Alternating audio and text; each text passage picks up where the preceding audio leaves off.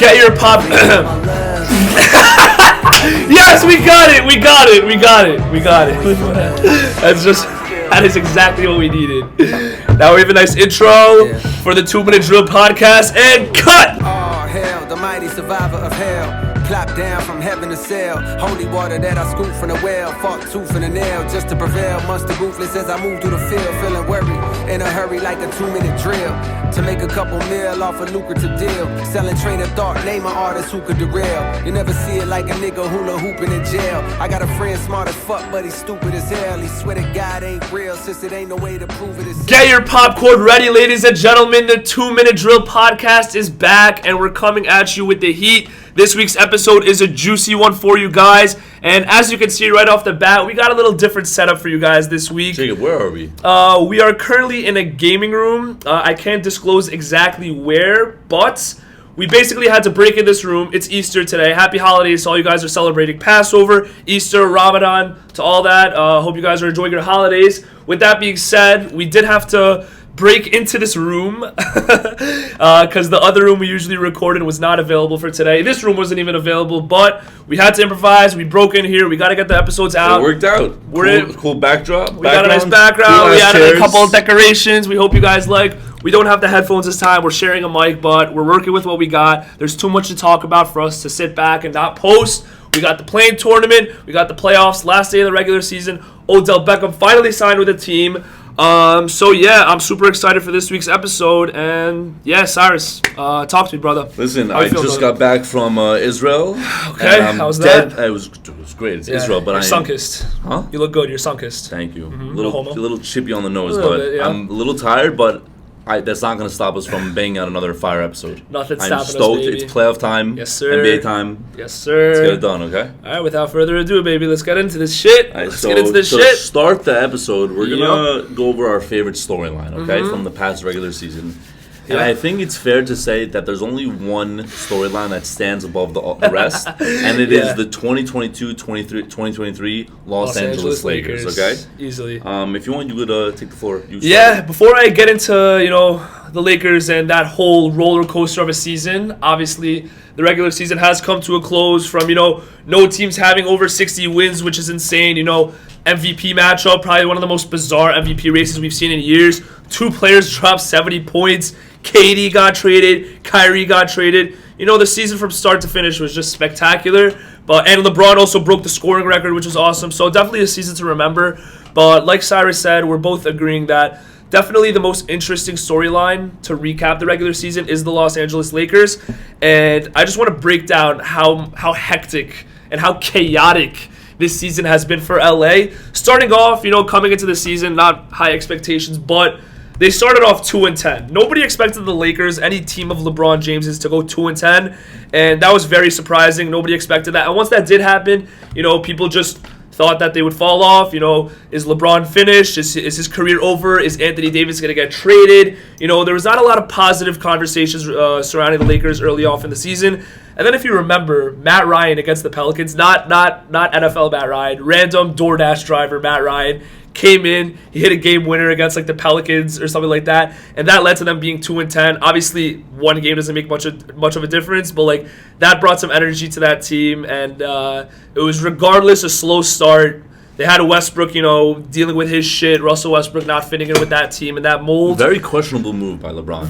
Looking back by LeBron. Not Rob Pelinka. It's LeBron's fault. He's known for being a genius mind. He has a very mind similar to a GM, and he vouches to sign Russ. Yeah, I don't know. And no one liked it going in, and in hindsight, it was proved to be a terrible. It was just a failed experiment. Honestly, he wanted to see if it would work. I just don't think Russell Westbrook's the kind of player that fits in with a Westbrook. A LeBron and an AD. LeBron, especially with having AD by his side, needs shooters, he needs wing defenders, he needs players that can make threes and open threes.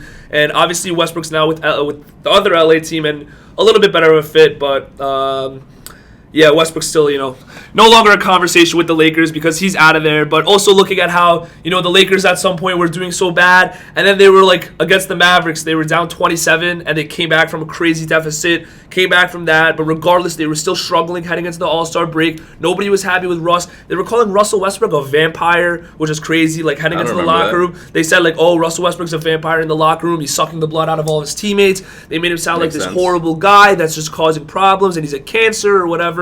Nobody really knows unless you're in that locker room yourself. Everything else is just, speculation. But there was definitely not a lot of, positive thoughts about Westbrook when he was with the Lakers. And then, after all that struggling, we started seeing a little bit of a turnaround. The Lakers traded for Rui Hachimura. But they still had Westbrook on the team. And then heading to the All-Star break, they finally traded Russell Westbrook. They got D'Angelo Russell, they got Jared Vanderbilt, and they got Malik Beasley. All three pivotal players in the Lakers lineup. And they're in the rotation. Two of those players are starting. Vanderbilt has been a great defender. D'Angelo Russell has been hitting his shots. He's been hitting threes. Malik Beasley has been good off the bench. He's starting to trend in the right direction. And ever since they made that trade, it just looks like the Lakers made a huge turnaround. Best record since the trade deadline, which is 18-8. 18-8 since the trade deadline. Arguably one of the best defenses. At one point, they had the best defensive rating in the league. They really turned things around. LeBron had such a bad ankle injury, and they thought, he'd be out. And doctor said he'd be out for this season. He managed to come back in no time. AD's healthy right now. If you just look ahead and see how they started and how they finished, it's really bizarre. Like, they were hovering, also looking back, they were hovering around the 13th seed for majority of the season, even after they made the trade. And LeBron was out, and players were stepping up when they had to play. And when LeBron was out, AD stepped up, and LeBron even said it when he was like watching. He said, I love this team, and he said he especially fell in love with this team. Interesting choice of words, LeBron. When he was watching off the bench, he said, this is a great team, and once I come in and do my thing, it's going to be a piece of cake. We're going to win games. It is a special team. It's not like not a team similar to the ones he's had in Cleveland or Miami, where it's a lot of 3-and-D guys. Right. This one, not a lot of like catch and shoot guys, but they're really gritty, play great defense. They have the number one defense in the league from the time LeBron got hurt after the deadline. So in that period of time where LeBron was out post deadline, they have the number one defense in the league. Yeah, really impressive. Really good stuff. They have a solid defense. I think also it's huge that, the way they finished off the season was really nice. LeBron just hitting all those threes out of nowhere. He's getting hot at the right time. Just coming into the playoffs, having Anthony Davis and LeBron James, I think is huge. And if you just look at it in the grand scheme of things, the Lakers started 2-10. Westbrook was, being Westbrook. They made some trades. And the fact that they finished the season as a 7th seed and they're 4 games above 500 to finish off a chaotic roller coaster of a season like that, hats off to the Lakers. Honestly, there's no ceiling for that team. And coming into the play-in / the playoffs, I can see them going all the way. Mm-hmm. I don't know. The way they constructed the team, the momentum they have right now. Exactly. A lot of good momentum. They're trending in the perfect direction. Perfect timing. Perfect time. Exactly. They were half a game away from locking in the 6th seed. Yeah. Taking on the Kings. They wish they could take one of those losses back towards the end of the season. But, hey, they're in the play-in right now. For me, there were 2 major storylines for the Lakers in the beginning of the season, or throughout the season. It was, how would Russell Westbrook work with the team? Yeah. And in the very beginning of the season, we realized, it's not going to work. It was only a few months into the season. Because the season before also he didn't do anything special. It was only a few months into the seasons that they were ostracizing him from the team. Right. And once rumblings about a trade occurred, he wasn't really in the huddles. He was not really riding with them. He wasn't invested in the team. Yeah, and he felt that he wasn't wanted on that team. So he would just ignore the media, and he just wasn't really a part of that team. It was very discombobulated. Very and great the other storyline that encapsulates the Lakers season is the fact that LeBron, age 38, right? He was delaying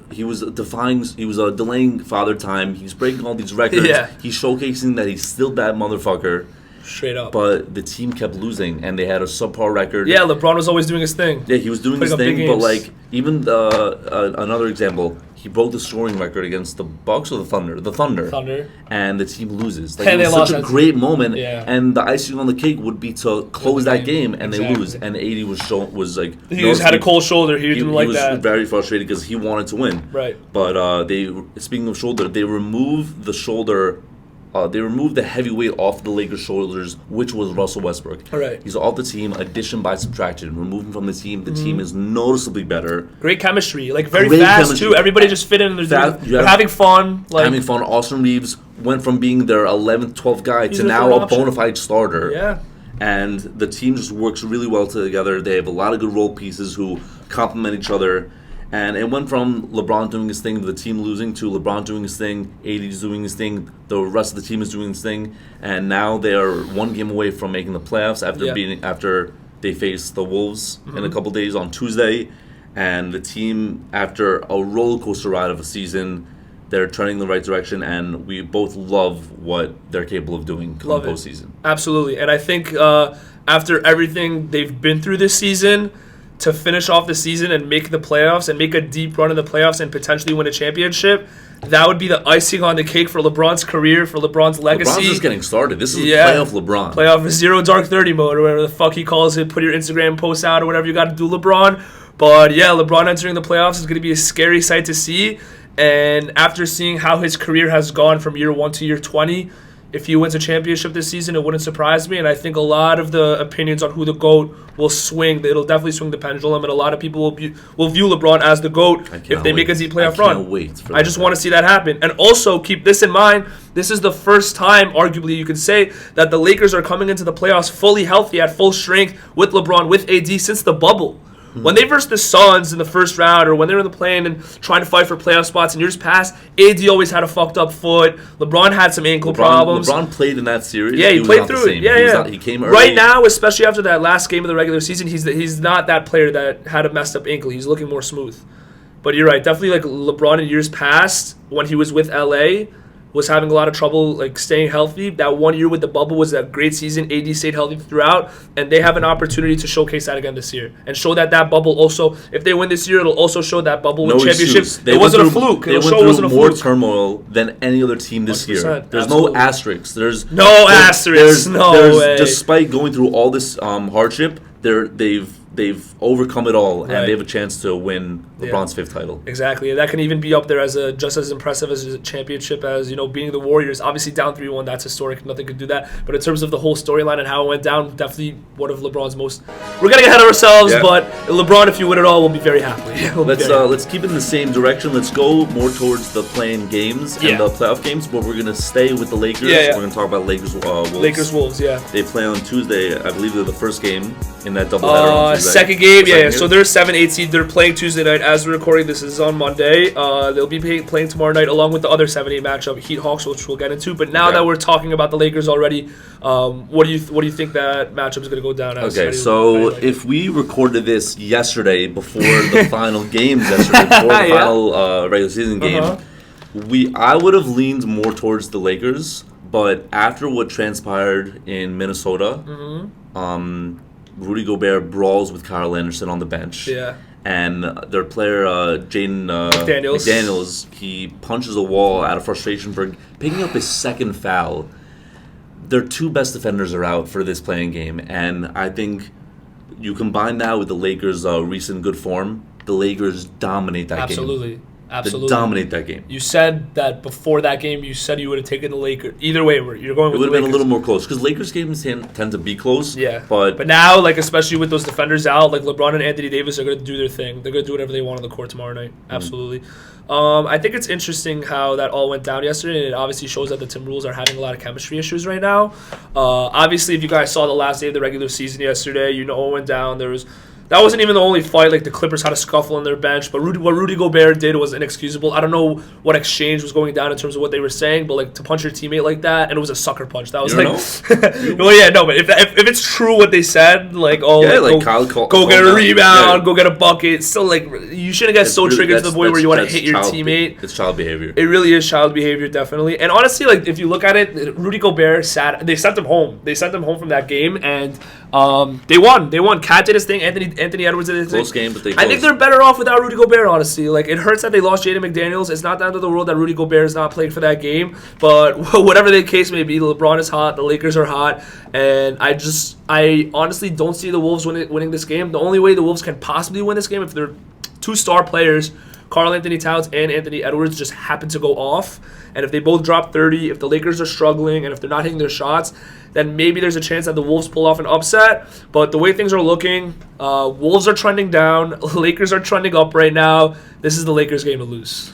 The Wolves rank 10th in defensive efficiency, okay? They rank 23rd in offense. So their bread and butter is defense. Right. You lose your best defensive force in the paints. Fucking idiot. Idiot. Listen, if you want punch to... the wall the day before the play, you serious? You may not agree, but with his length, if he wanted to crack him in the face, he could have. He probably could have, He definitely could have. Absolutely. I think he didn't want that. Maybe he didn't want that smoke, but he knew the circumstances would have been a lot worse. Yeah. The repercussions would have been a lot worse if he actually connected with him in the face. Oh, for sure. But you lose your McDaniels, your best wing defender, who probably would have guarded LeBron. He guards. He always has the hardest defensive assignment. So always, now you go from being borderline top 10 defense to now being probably a subpar defense, and the offense is already subpar. There's no way you can keep up with the Lakers. Yeah. I know you say if Cat and Edwards step up, but I don't see how it happens. Also, you may not agree. I think McDaniels might have been a bigger loss than Gobert. I agree. Because he would have been he would have been tasked with being the LeBron stopper. Yeah. And Gobert, he's not much offensively, and he's supposed to be elite defensively. But in 2 games that AD has played against the Warriors, against the Wolves, dropped 38 in both games. Barbecue chicken right there. So that's Gobert, money. It wouldn't have mattered. Yeah, no, Gobert can be a liability at times when it comes to, making plays for his team. And obviously you saw the Jazz trade him. And even when he was with Utah, he had problems with Donovan Mitchell and the whole COVID thing. And he did all of this. I don't want to imitate it, but we know Rudy Gobert's history and his decision making. His decision making definitely. So I'm not surprised that he did that shit yesterday, but still it was a little bit overboard. I think you're right though. If they lose and if they cost that win, it'll be more because McDaniels is out rather than Gobert, because they still have a big man in Cat. Their backup Naz Reid is also injured, so they're gonna have a lot of trouble. And I think Anthony Davis is gonna basically just absolutely dominate that game. So if that is the case, are we saying that the Lakers are gonna take on the Grizzlies in the first round? Yep. And I think the Lakers will have. They won't sweep. It's going to be a tough matchup. I think they win at 6. Yeah, you like the Lakers because at 6. The Grizzlies are obviously talented. They play at a fast pace, but they're fairly inexperienced. And I just trust. They have a couple playoff runs, but at the same time, like LeBron has been there, done that. AD has been there, done that. Grizzlies haven't. I know it's an early round matchup, but still. I trust LeBron. I can't see him losing in the first round. He's lost in the first round once? That only time against the Suns. Yeah, and I just don't see it happening again. Yeah, and you know what? There's no Brandon Clark. There's no Steven Adams, it's very significant. There's obviously Jaren Jackson Jr. and he's good. He's really arguably the defensive player of the year. But I think Anthony Davis is just too dominant, and maybe Jackson Jr. will get a couple blocks here, a couple there. But AD's going to do his thing. The only reason I'm a little worried is if Ja Morant absolutely dominates, and I'm excited for Dylan Brooks to talk his shit. LeBron's going to be right there, ready for that. LeBron wants that smoke. He wants it. He wants people chirping his mouth. Absolutely, and I think that's going to be a great series. It could definitely go to 7. But I'm also leaning towards the Lakers because LeBron, AD, and company, they might be too much to handle for this Grizzlies team. I think they're a deep roster. I think if Austin Reeves keeps playing the way he has been, he's been very good for this team. D'Angelo Russell, they're just a great team all around, and I think it's a good matchup for them going against the Grizzlies. Don't let their record fool you, or their seeding fool you. They're not a 7 seed. The Lakers are not a 7 seed. Yeah, they're not. I know. No way. This team is not the same team that came into the season. Yeah. They're a top 2 team in the West. And people say, I agree, and people say your record is who you are, which is maybe true at times, but if you're trading your entire roster... Their recent record is who they are. Yeah, the 2-10 Lakers from the beginning of the season are not the current Lakers that are about to play in the play-in tournament. That's for sure.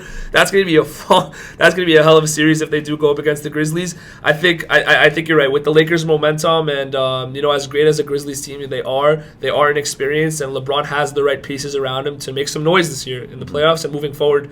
So I think that's enough Los Angeles Lakers talk for now. As much as we love talking about them, there's 29 other teams in the NBA. So let's move on to the next Heat plan. Hawks. Yeah. So 7-8 is Heat Hawks. Who do you like coming out of that one? Who's going to be the 7th seed? The Hawks are the most average team of all time. You know that they went 40 straight games of staying 500. They were like 14 and 14, 15 and 14, 15 and 15, all the way to like 41 and 41. They'll lose one, win one, or they'll lose two, win two, but they'll never win or lose three in a row. It's always one or two. Yeah, average. So they're always staying within one game of 500. Mid. But the Heat, they're not as average. I think their ceiling is a lot higher. We see what Spoelstra could do to a team in the playoffs. And you see what Butler does when it comes to the playoffs. Reach them to the finals. And it showed, I mean, they won the series with the Hawks 3-1, okay? Oh, the series in the regular season. 3-1. Mm-hmm. So wow. I take that series record, plus the fact that they have veterans on that team who've been there, done that. Right. I see the Heat reaching the second round. And I think they'll even give the Celtics a run for their money. They will give the Celtics a run for their money. In the first round. In the first round, definitely. You know, Butler was one shot away from beating the Celtics last year. And they're basically the same team as they were last year without, you know, they just lost PJ Tucker. And overall, it's the same roster. They did, you know, regress a little bit this season. And Lowry, right? Lowry, but Lowry's like coming off the bench. He sucks. I don't want to say he sucks, but he's not the same. He's at the back half of his career. Gabe Vincent, Max Strus, Tyler Hero, Bam Adebayo, you know, they have great players. They weren't all that in the regular season. They haven't really shown what they're capable of. But come playoff time, you're right. I do think the Heat will make some noise if they do come up against the Celtics. Celtics are a good matchup for them. But what about Trae Young and the Hawks? Although they're average, they do have that playmaker, that big shot maker in Trae Young. Do you think there's a chance that the Hawks can steal the game from the Heat, or they're going to have to play another on the road? Yeah. I think the only reason we saw Trae Young beat Trae Young in the playoffs a couple years ago, when he smoked the Knicks, was because it was against the Knicks and they were talking smack, and it ignited something out of Trae Young. But I don't think he's able to replicate that against the Heat. The Heat are much better defensively compared to the Knicks a couple years ago. Right. The Heat are the strong defensive team, and the Hawks have basically had the same roster for a few years. They haven't really, like, improved. It's just John Collins, Clint Capella, Trae Young. I just feel like, and Trae Young leads the league in assists. He's a great playmaker. He's a great orchestrator of the offense. He's a great scorer.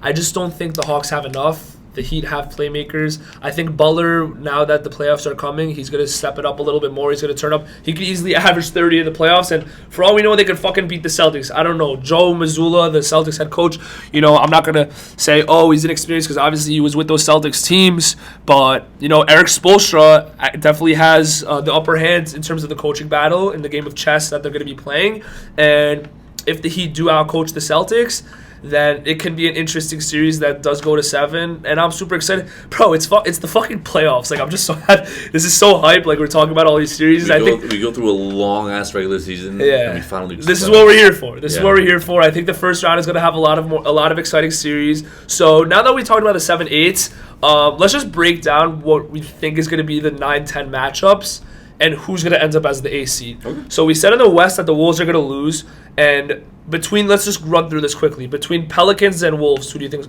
Between Pelicans and Thunder, who do you think is winning that game? The Pelicans, easy. They're going to dominate the Thunder the same way the Lakers are. I just think Shea's the only, like besides Shea, there won't be too much going on. Obviously, they have Giddey. They have a couple more. No, but it's share bust. It's share bust, and the Pelicans have been rolling recently. They've won 9 of the last 12. Wow. And the Thunder have been treading nicely recently either. They've won 4 of the last 10. I just think the Thunder... Pelicans are on a roll right now. One of the hotter teams in the league. Yeah, I just think the Thunder are just a young squad that are just... A couple young bucks that are just happy to be there. They weren't supposed to be there. It's a nice underdog story. They were supposed to be a lottery team. They're not complaining with where they are, but this is where it ends. Like, they're going to take on the Pelicans team. The Pelicans have been in the play-in tournament 2-3 times already, so... And don't forget the other guy. Who's the other guy? Who we haven't seen in what seems to be years. And who's that? What's his name again? The weirdest shaped guy of all time. The big buff guy. It starts with a Z. Yeah, Zion. Mount Zion! They say he's going to play. Forgot about him. Out of sight, out of mind. Out of sight, out of mind. They say he's going to play, and he can only help that team. Yeah. Rumors are saying that. He's going to be on limited minutes, but... yeah. It sucks. It's the same thing as last year. The Pelicans made the play-in. They ended up making the playoffs and versus the Suns in the first round. They took the Suns to 6, and that was without Zion Williamson. Think about how dangerous and how deadly that team would be with a Zion Williamson on that roster. They were a 1 seed at some point this season with Zion, and obviously he has some lingering injuries, and they need to make decisions in terms of his long-term career and how that looks with the Pelicans. But I do agree that the Pelicans will have the Thunder's number just because of the lack of experience. Zion, if he plays. He might play, probably not, but even if he does play. Yeah. With or without him, I just think the Thunder are very inexperienced. They could use Zion if they make the playoffs, which also leads to the next point. Pelicans beat Thunder. Pelicans rematch the Wolves, the rematch of the game 82 of the regular season.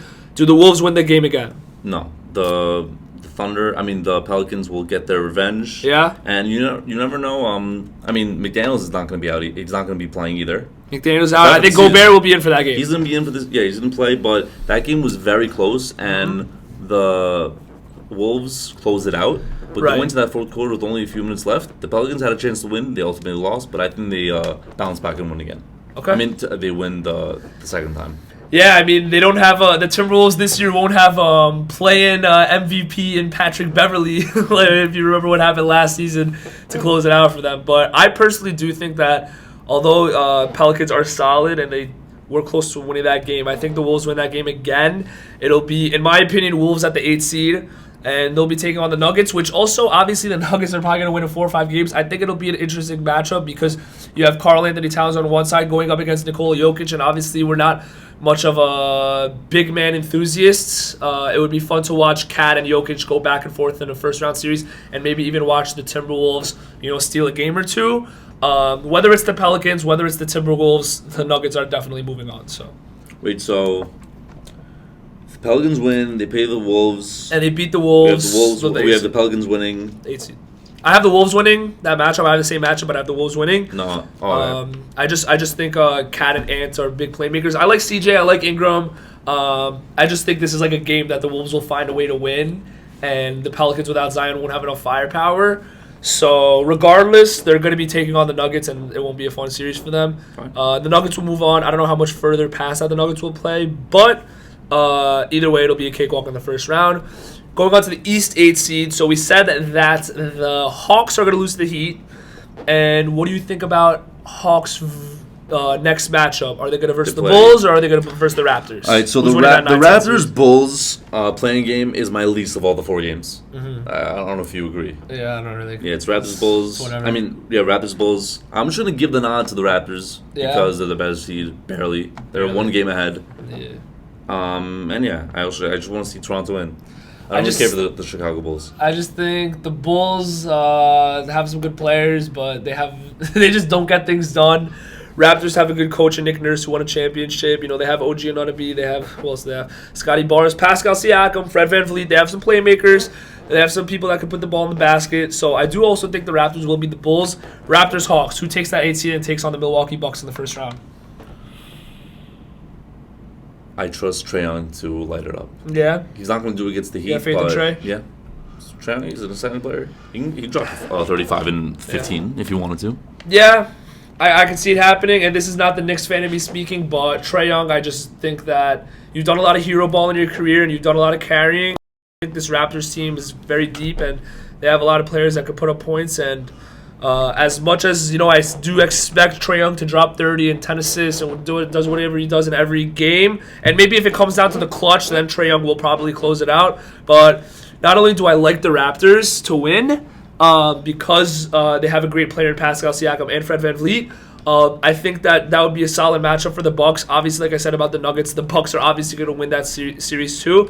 But the Raptors could put up a fight and maybe steal a game or two and make it. I think the Raptors will just be the most interesting 8 seed matchup.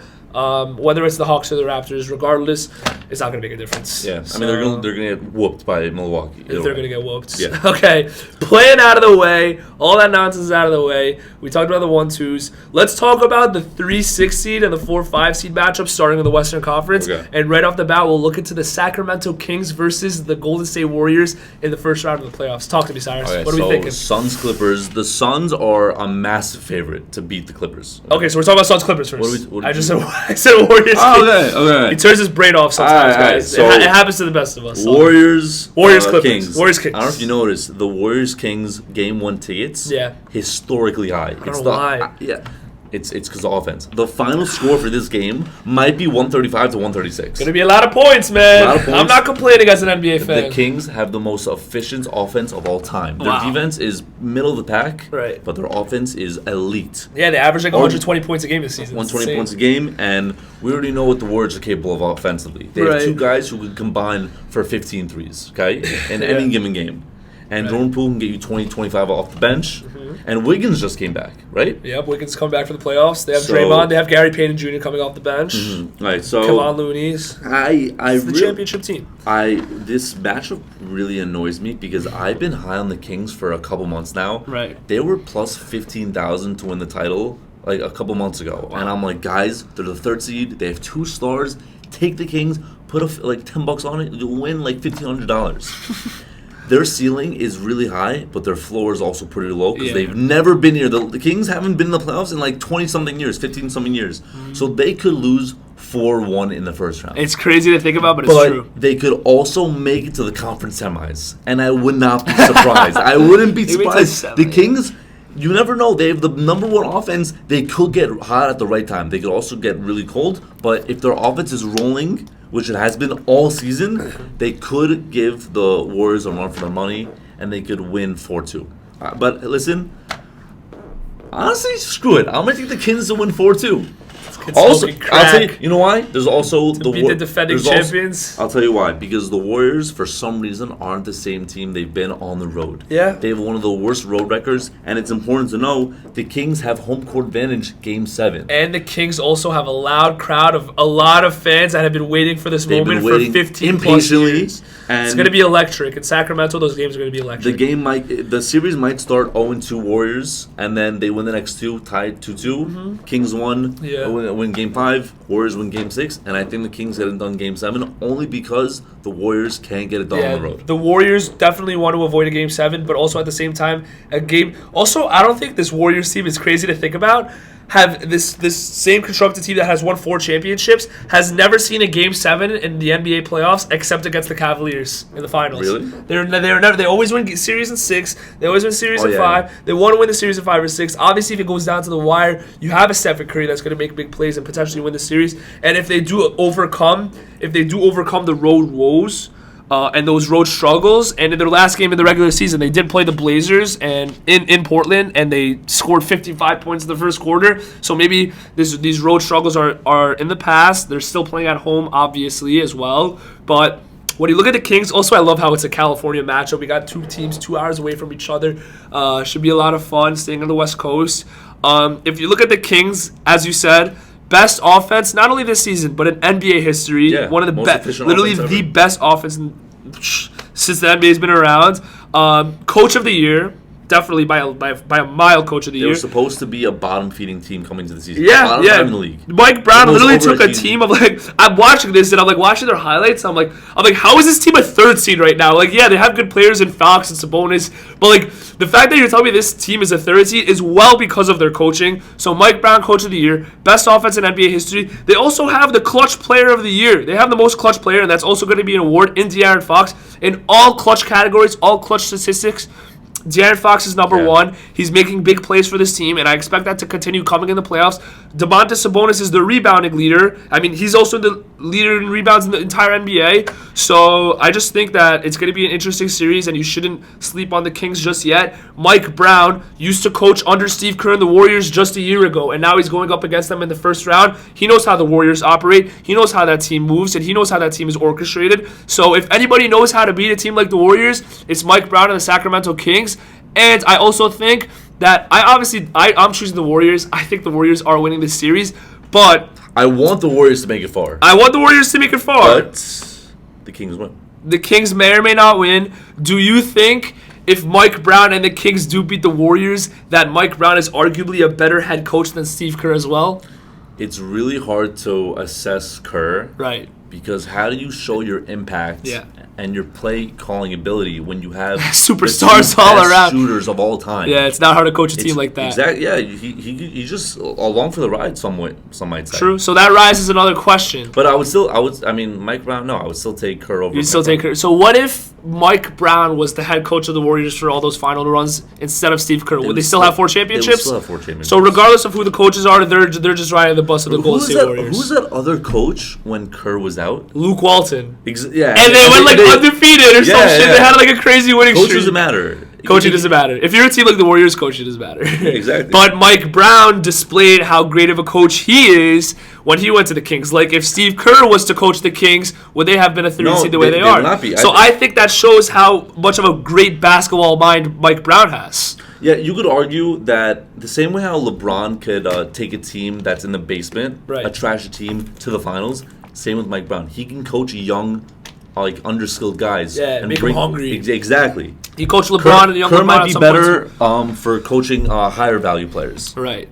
Curry, yeah. Curry, when it comes to the stars, he knows how to handle them, and Mike Brown likes the young guys. He likes to get them going, get them hyped up, gritty, grinding players, and I think Fox and Sabonis, that's why they've been so successful. The players that are on the Kings roster fit that mold that Mike Brown is pushing for, and that's why I think we're going to see a lot more of a tight series than people think. And that's what I'm saying that in terms of people thinking the Warriors are going to win in a cakewalk. Guys, the Warriors are still a 6 seed at the end of the day. Obviously, they have their championship roster that they had from last year, but I'm not going to count out the Kings because of how well coached they are, how hungry they are. They have a great arena, and Warriors struggle at home. And also a matchup that I saw on the road.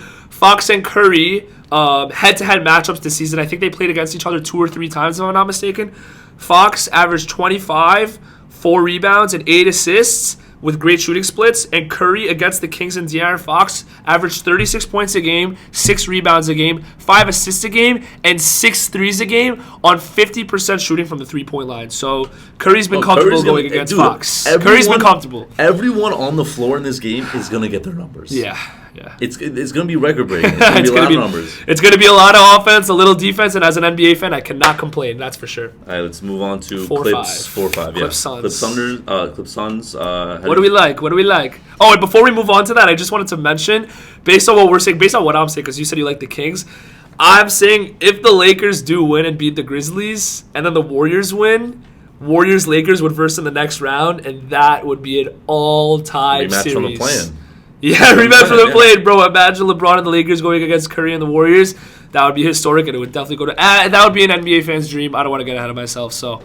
Suns and Clippers. Listen, we have a lot more to get into, so Yes, I think this next series we could wrap up pretty easily. Yeah. It's a quick one over here. It's Clippers Suns. The Suns have one of the biggest favorites the second biggest favorites behind, in the NBA. No, to win their respective match. To win their okay. So the biggest favorite. There's Philly, Brooklyn, but the next biggest favorite to win their respective matchup is the Suns. Yeah.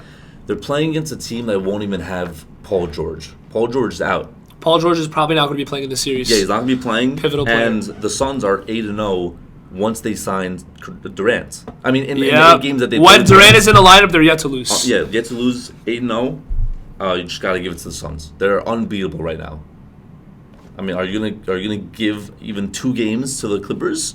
Kevin Durant, Devin Booker, Chris Paul, DeAndre Ayton, enough said. Yeah, they might win 4. They easily might win in 4. I think potentially Kawhi can win 1 game, put the team on his back, win a game or 2. You know what? No Paul George, though. It's going to be hard. I'm going to give the Clippers 1 game. Because of Westbrook? Because of Westbrook. This kid fucking hates Westbrook, and he says this shit. No, because it's Russ versus KD. Yeah. Totally forgot. It's Russell Westbrook versus Exactly. Kevin Durant. That's going to be fun to watch. I hope they butt heads. They go at it with each other. That's going to be fun. There's definitely not as much beef now as there was before. Right now, they're cool. But I think Russ is going to make it his life's mission to win at least 1 game. Yeah. He's got to win out. I'm going to give him 1 game. So you think out of all the games, Westbrook will have a good performance? You're saying Westbrook will perform well in the playoffs? One time. It's Russell. Are you shocked? It's Russell Westbrook we're talking about. I'm not shocked. Yeah, so he's going to be their second best player on the team with Kawhi and no Paul George. It's going to be a really tough time for the Clippers. But I think you're right. The Suns are good. It's going to be easy for the Suns. Let's move on to the East. So let's start with the 3-6 in the East. It's been established that the 3 seed, the Philadelphia 76ers, are going to be taking on the Brooklyn Nets, who are somehow in the playoffs after trading Kyrie, after trading KD. They have Mikal Bridges, who's been stellar for that team. But what is there to say here? It's a good story. They kept themselves in contention. They're in the playoffs, but it's time for Brooklyn to go home. Bye-bye, Brooklyn. Philly By will win easier. They're the biggest favorite to win their matchup. Yeah, maybe the Nets steal one game if like Embiid is off one night, if Harden's off one night, but I think it'll be easy for the Sixers to move on to the second round. Barring injury, yeah. Barring injury, let's hope Embiid stays healthy. He always gets injured around this time. Let's hope Embiid stays healthy. Can we also both agree that if Ben Simmons had a pair of balls, if he had some cojones, I don't want to talk he'd about get Ben off Simmons. the bench, he'd fucking suit up Who's and that? play his former Who's team. that? Ben Simmons, number 1 overall I pick don't of the know who that is. 2016 draft. He was supposed to be I've one of the already best figured players out. ever. He got hyped up the same way It was LeBron supposed did. to be. You know who I'm talking about? Yeah, and he's a mental pussy. He's Yeah, a pussy. He's a mental pussy. That He is can't very get true. over injury, and he can't get over like insecurity And I think he's anxiety. Yeah, and it's very unfortunate. Obviously, mental health is something very serious. That's and not what I'm here to talking about. bash I'm on saying him. like he could play. He doesn't and have the strength because he playing could basketball play, is and- physical strength, but it's also mental strength, and he lacks that. Yeah. You lack that, you're not going to be good in the NBA. But it just sucks because we never seen Simmons on the Nets play against a Joel Embiid, and he Yeah. never versed his former team yet. We were robbed of a good story. We were robbed of a good story. If Simmons had some balls, I would have loved to watch that matchup. But like we said, in reality, it's Ben Simmons, so there's nothing new. Sixers are winning in 4, maybe 5. And let's move on from that. Okay. 4-5. We've talked about this plenty of times before. We have. One more time, we'll talk about it: the Cleveland Cavaliers versus the New York Knickerbockers. This is my. probably our favorite series because we're New Yorkers. In that regard, I'm licking my chops. I'm licking my chops for this one. I'm hyped up, baby. I'm hyped up. when we I don't care what happens. Listen, I'm excited. We talked about this a few weeks ago, and I didn't like this matchup going forward. Okay. Because if Trae Young could drop 40 on us, Right. Donovan Mitchell, Then- you mean? no, if Trae Young did when he did it, I guess it's 2 years ago, If he yeah. could do that despite the noise, then Donovan Mitchell, coupled with Jared Allen, Darius Garland, they could definitely get it done. They can get it done? Yeah, over our Knicks. But the Knicks have been treading really nicely recently. Yeah. They've won 7 of the last 10, and I'm more confident in this Knicks team than the one 2 years ago. And they're one of the best defensive teams in the league. We just hope that they're healthy. Randall is, I don't know, is he healthy? It's going to be tough. Is If he you playing game saw, nothing is official yet, but if you did see in the final game of the regular season, Randall was there with his family. He did not have a walking boot on, so I think the ankle is a little bit more comfortable. I'm not sure if he's 100%. Game 1 is this Saturday, which is about 4 or 5 days from now, which gives Randall a little bit more time to rest up and ramp up and potentially get ready for that Game 1. I don't think he'll be 100%. But as we all know, it's the playoffs. It's the NBA playoffs. And if he's near 100% and if he's about 90%, obviously we all wish he was perfectly healthy, but that's just not the case. It was a really bad ankle injury. So I think if he's close to healthy, he'll just say, fuck it, I'm going to pull the trigger. I'll play. I won't go so hard. Thankfully, they have a Jalen Brunson, so he won't have to carry the load. I'm so excited for Brunson. I think it's been a while since the injury. I think Randall will be ready hopefully by latest game 3. And what I'm saying is, hopefully this is what happens. Obviously, we want Randall to play. But if we're waiting for him to get healthy, we play 2 games in Cleveland. We split the series in Cleveland 1-1. Go to MSG with Randall healthy. That's all I can ask for. That's all I can ask. If Randall misses the first 2 games, but we steal one of those games in Cleveland, I can't complain. Nick should be happy if that's the case. We split both 100%. games. Yeah, and like you said, Listen, in most series, if you could split the games when you're on the road and then go All back the to time. home floor Yeah. 1-1, you should feel fairly confident. you're in a great position if that's the case. Obviously, if you win both games, that would be amazing. But the fact that the Knicks can potentially take one of those games in Cleveland, because the Knicks are, I think they went 3-1 against Cleveland this year. Brunson dropped 48 in one of those games. I think the Knicks, even without Randall, can maybe even take a game. And I agree with you. I'm super excited to see what Jalen Brunson is going to display for this New York team. If you guys watched the playoffs last year, Jalen Brunson was on the Dallas Mavericks, and Luka Doncic was injured when they were versing the Utah Jazz in the first round. And Jalen Brunson did his thing. He dropped 40 points in the playoffs. He put that team on his back. And he's kind of in a similar situation this year, with no Julius Randle on his team. So that star that he plays next to is not there. Brunson is gonna have to carry that load, and he's proved he could do that in the past in the playoffs. And I think this is a perfect opportunity to show that he could do that again. He dropped 48 points against Cleveland also. What's your series score? Series score right now, how do you think it's going to end up?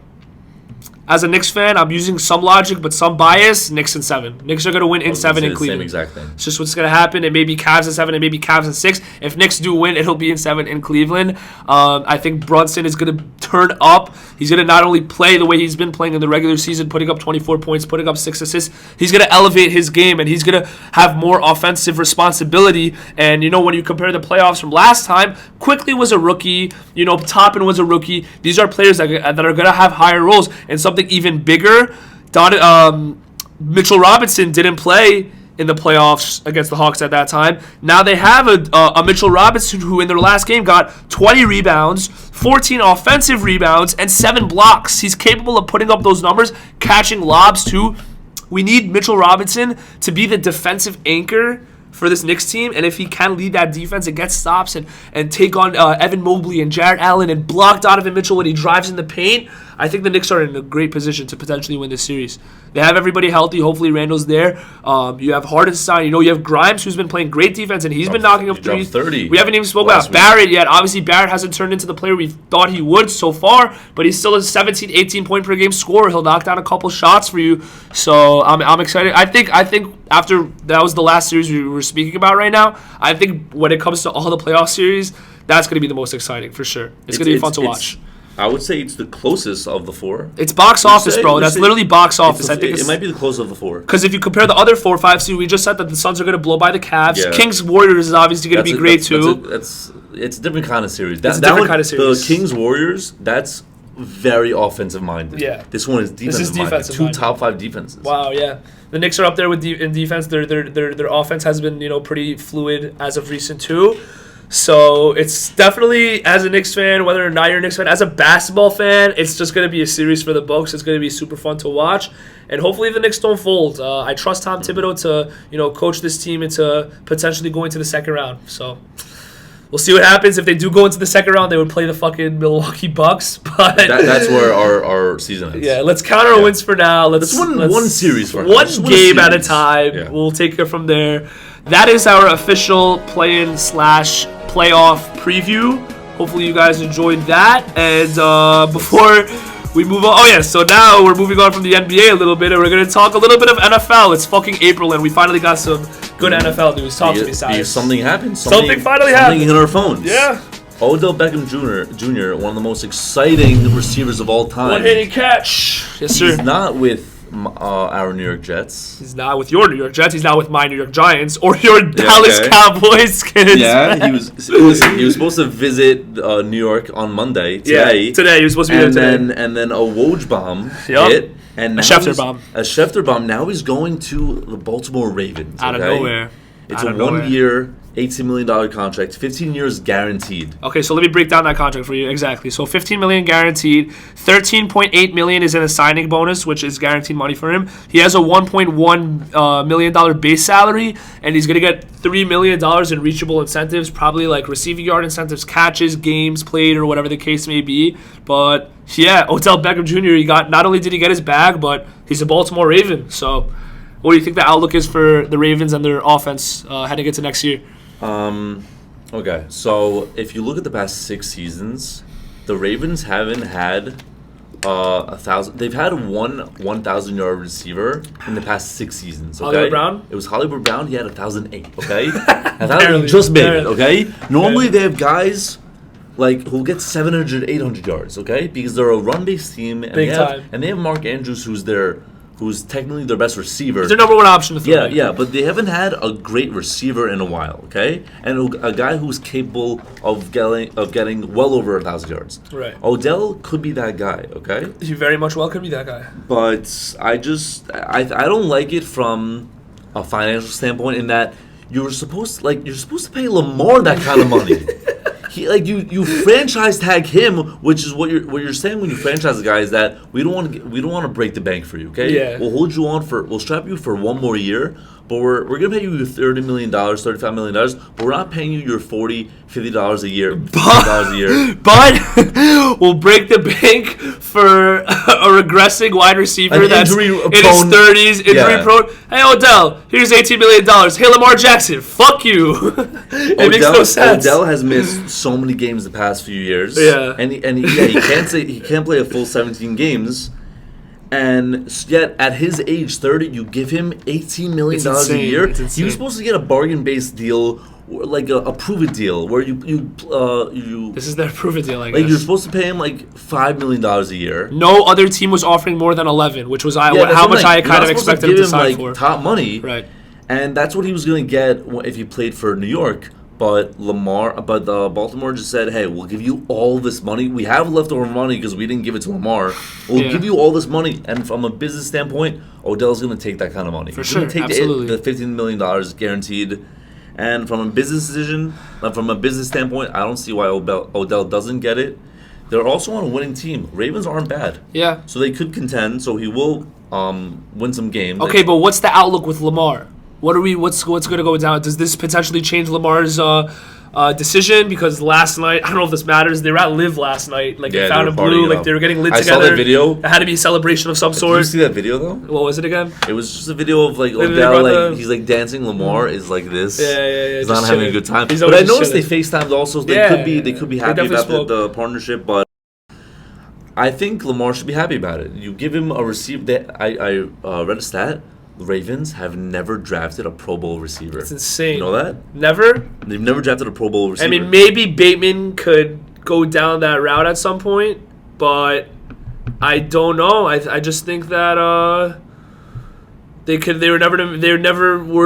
was never on the top of their list. Yeah, you know? so they're not known for drafting receivers. They've had tight ends, they have Andrews, they had Shannon Sharp for a year or so. Wow. But they've never really had a great receiver, and Lamar finally has a chance to get a great receiver. I still think Odell could be that guy. He could produce. I think if you give him number one receiver opportunities, he could get those numbers, but at the same time, it's a run-based team, and he has to compete with Mark Andrews. But Lamar should be fairly happy that they got him something. Right. He hasn't had anything, really. Do you think that's enough for not. Lamar to potentially say, all right, I take away my trade request and I do want to sign a deal? Or maybe stick with the franchise exclusive tag and say, let's ride out the season, Odell, and let's see what we can do. And if we can make shit happen, then we'll both re-sign together next year. It's just that Lamar was really vocal about how displeased he was in Baltimore. Right. He wants to be out. He really does not like the I just don't think that Odell is enough. Oh, like one receiver. Oh, fuck all the issues that you guys put me through. I'll sign with you guys because of Odell. But also at the same time, you have to look at things like Odell did want his money, absolutely, and he got paid, and good for Odell.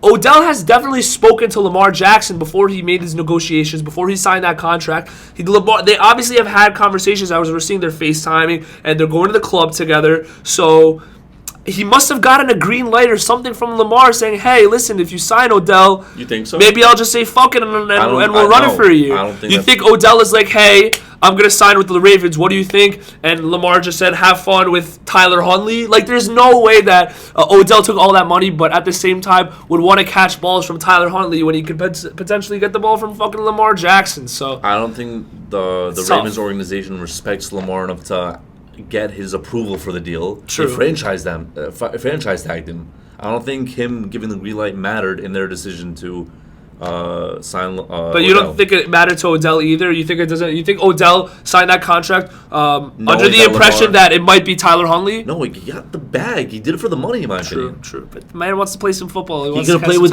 He's not going to produce with Tyler Huntley throwing the fucking ball. Yes, but he could have produced with Aaron Rodgers in New York. He had the opportunity. You know, also a good point. Odell was on Rodgers' wish list. Right. He could have been there if you really wanted to. He did it because of the money. When you get offered $18 million, considering his circumstances as an injury-prone player at age 30, you gotta take the money when you can. Honestly, he's smart because also I don't think Odell ever signed like a fat 5-year long-term deal. When he was with the Giants, he got paid a little bit. Then he went to the Browns, and then he had some injuries. And then he kept signing 1-year deals. He needed to get paid. He needed to get taken care of. And then in hopes that I think a perfect picture will be Lamar potentially staying with the exclusive tag. I don't know what's going to happen for him to get convinced. Obviously, they're nowhere near that right now. If that were to happen, Odell rides the season out, has a good year, and maybe they'll both commit to the Ravens long term. A lot needs to be done before that happens. I won't rule out Lamar Jackson potentially staying with the Ravens just yet, but I think he should go. I think this is one step. I think he should despise this organization, and he should want to find a new home. We'll see. If you look at Odell Beckham being inserted into that roster, that receiving core now looks like Odell Beckham Jr., Rashad Bateman, who's been solid, Mark Andrews, and they even have J.K. Dobbins, who's a solid running back. Yeah, but if you look at that team and they're healthy, that's a solid receiving core. That's a solid pass catchers, and Lamar Jackson. And they have J.K. Dobbins. They have Dobbins. They have solid pieces, around Lamar. Adding Odell, fully change that group. If obviously Odell's healthy and he can produce for them, it might not be enough for Lamar to want to stay, but we'll just have to wait and see what happens. It was really interesting to watch Odell take on the Ravens, but the Ravens were the only team that were willing to pay him that much, so he said, "Fuck it." What do you think about this theory? Do you think he didn't sign with New York because of the uncertainty surrounding Rodgers and the Jets? Maybe.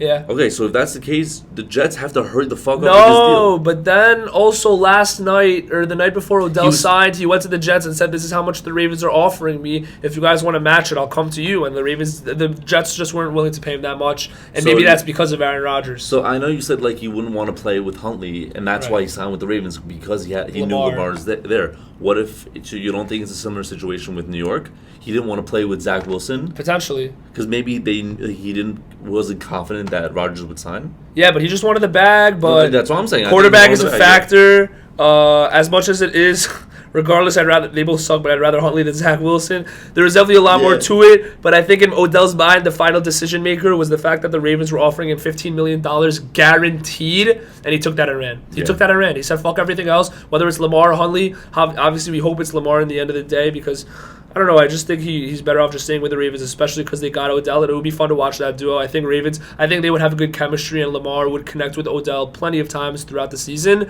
and throw him a lot of touchdowns, even though they are a run-heavy team.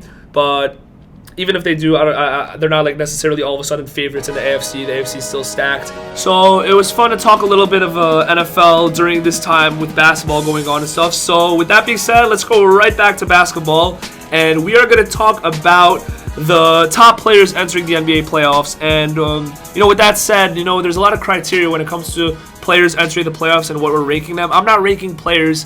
I'm not ranking the top 10 players from the regular season and how they perform, because players, for example, like Steph Curry, LeBron James, they elevate their game when they enter the NBA playoffs and they play a little bit better. So you have to take that into account. So the way my top 10 looks right now, heading into the playoffs, at number 1 I have Giannis.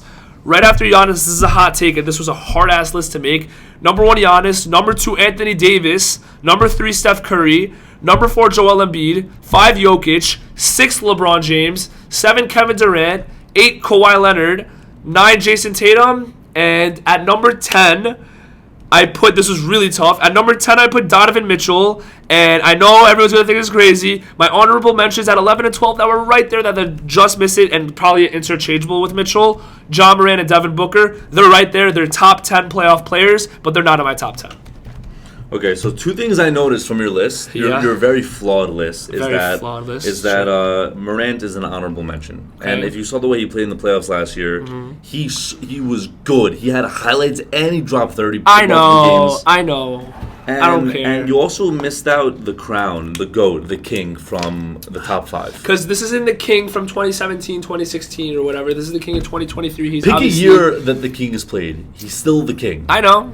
We haven't seen the king in the playoffs in a while, though. And like you said, this isn't players from the regular season. It's not based on the regular season because there are players like Curry and LeBron who step up for the playoffs. Right. This is playoff freaking LeBron we're talking about, okay? This is, like you said, 0 dark 30. This is LeBron in the playoffs talking about. It is. So I'm not going to say he's number 1, even though normally I would say number 1. But for me, I have Giannis number 1 because they are the number 1 seed. Yeah. And he's a finals MVP last year. 2 years ago.